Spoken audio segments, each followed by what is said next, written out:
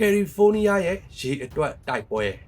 ကယ်လီဖိုးနီးယားဟာကမ္ဘာပေါ်မှာရာသီဥတုအဆိုးဝါးဆုံးနဲ့ခန့်မှန်းရအခက်ဆုံးဒေသတစ်ခုဖြစ်ပေမဲ့ကမ္ဘာအံ့ဩစရာအကောင်းဆုံးနဲ့အငင်းပွားဖွယ်ရာအကောင်းဆုံးရေပေးဝေရေးစနစ်ကိုတည်ဆောက်ပြီးရှင်သန်နေထိုင်နေရတာပါ။သမိုင်းကြောင်းနဲ့အစောပိုင်းစီမံကိန်းတွေကိုပြောရမယ်ဆိုရင်1900ပြည့်နှစ်တွေမှာလူဦးရေအစမတန်တိုးလာတာကြောင့်မိုးများတဲ့မြောက်ပိုင်းကရေကိုခြောက်တွေ့တဲ့တောင်ပိုင်းစီပို့ဆောင်ဖို့အင်ဂျင်နီယာအတတ်ပညာနဲ့စတင်ကြံစခဲ့ကြပါတယ်။ Los Angeles Aqueduct 1913ခုနှစ်မှာ385ကီလိုမီတာရှည်တဲ့လူလုံးမြစ်ကြီးကိုပြီးတက်နိုင်ခဲ့ပါတယ်။ဒါဟာရောမခေတ်နောက်ပိုင်းအကြီးမားဆုံးရေသွယ်စနစ်ဖြစ်ပြီးလျှက်စစ်မလိုပဲကမ္ဘာဆွဲအား gravity နဲ့တင်ရေစီးဆင်းစေတာပါ။ဒါပေမဲ့ဒီစီမံကိန်းကြောင့် Owen Valley ဒေတာဟာဖုန်ထူတဲ့လွင်ပြင်ဖြစ်သွားပြီးဒေတာခံတောင်သူတွေကဒိုင်းနမိုက်နဲ့ဖောက်ခွဲဖျက်ဆီးတဲ့အထိပရိပက္ခတွေဖြစ်ခဲ့ပါတယ်။ Santa Valley Project ဒီဒုတိယအဆင့်အနေနဲ့ကတော့စိုက်ပျိုးရေးအတွက်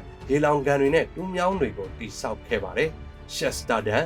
အမြင့်183မီတာရှိတဲ့ဒီဆယ်ကြီးဟာကယ်လီဖိုးနီးယားရဲ့အကြီးဆုံးရေလောင်ကန်ကြီးဖြစ်လာခဲ့ပါတယ်။ပုံမကြီးမားလာတဲ့စိန်ခေါ်မှုများကိုပြောရမယ်ဆိုရင် State Tower Project 1960ဝန်းကျင်မှာပုံမကြီးမားတဲ့ရေသွယ်စနစ်တွေကိုတည်ဆောက်ခဲ့ပြီး915ကီလိုမီတာရှည်တဲ့ကယ်လီဖိုးနီးယားအကွာဓာတ်ကြီးပေါ်ပေါက်လာခဲ့ပါတယ်။ At Constant Pumping Plant ဒီစက်ရုံဟာရေတွေကိုမီတာ600ကျော်မြင့်တဲ့တောင်တန်းတွေပေါ်ကိုကျော်ပြီးတွန်းတင်ပေးရတာပါ။ဒါဟာကမ္ဘာပေါ်မှာရေကိုအမြင့်ဆုံးတွန်းတင်ပေးတဲ့စနစ်ဖြစ်ပါတယ်။ Olivia Dam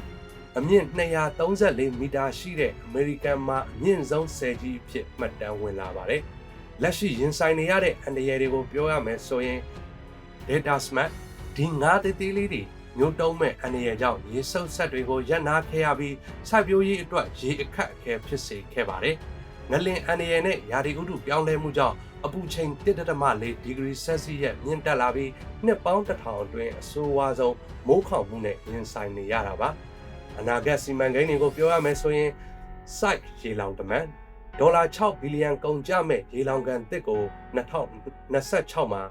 စတင်တည်ဆောက်မှာဖြစ်ပြီးအိမ်ထောင်စု3တန်းစာရေပေးဝေနိုင်မှာပါ။ Data တူးမြောင်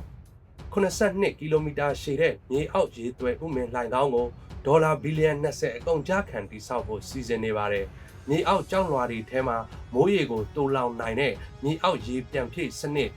စီမံကိန်းပေါင်းကိုလည်း340ကျော်အထိဖော်ဆောင်နေပါတယ်။ဒါအပြင်ပင်လယ်ရေကိုတောက်သုံးရေအဖြစ်ပြောင်းလဲနိုင်တဲ့ဤပညာတွေနဲ့စွန့်ပစ်ရေကိုတောက်ရေအဖြစ်ပြန်လည်တန့်စင်နိုင်တဲ့ဤပညာတွေကိုလည်းအသုံးပြုနေပါပြီ။ရာသီဥတုကပိုပူလာပိုခြောက်တွေ့လာတဲ့အချိန်မှာဒီအင်ဂျင်နီယာစီမံကိန်းတွေက